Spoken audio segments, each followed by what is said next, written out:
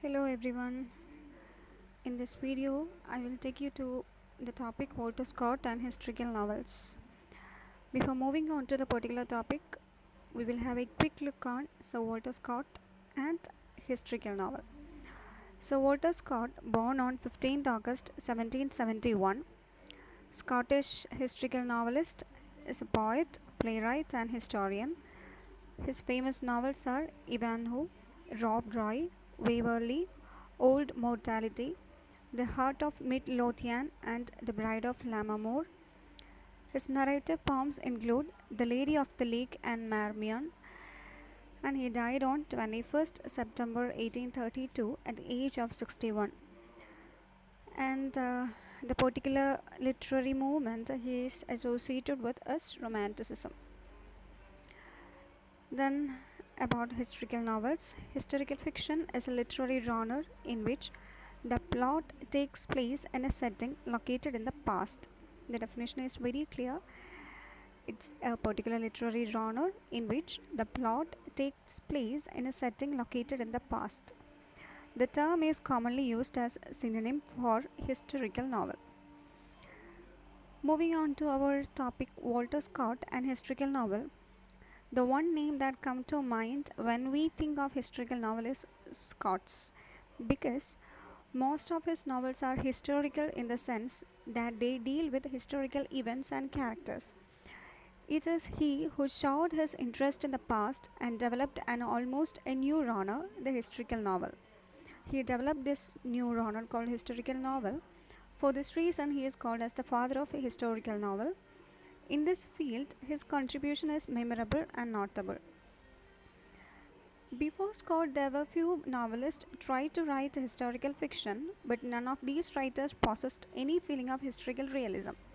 It is Scott who combined the elements of real life with elements of wonder from old romance.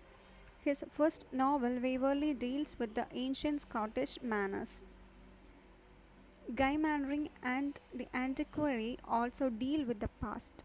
Old Mortality presents the picture of the troubled times of Charles II. So we could see that Scott's work all gives a perfect picture of past with a feeling of historical realism. None of other novelists had given this. Scott wrote near about 30 novels. In these novels, he presented the past history of Scotland, France, and England. But all these novels have history only as a background. His treatment of history is not entirely accurate. He often takes liberties with facts and alters them. He blends facts and fiction and history and romance in a wonderful unity. We can we can see not only we can not only see histories, but also we could see facts, fiction, history, romance. We could see a mixture of all of these in his novels. Not only this, but we find Gothic elements in his novels, as we know that a historical novel had its origin in the Gothic romance, but in giving it a new orientation, Scott did not remove its original traits. That is why in his novels we get ghost, legend, omen, disaster, wonder, and dream. So, the origin of historical novel is from Gothic romance, and our Walter Scott. So Walter Scott didn't ignore the element of Gothic. We could see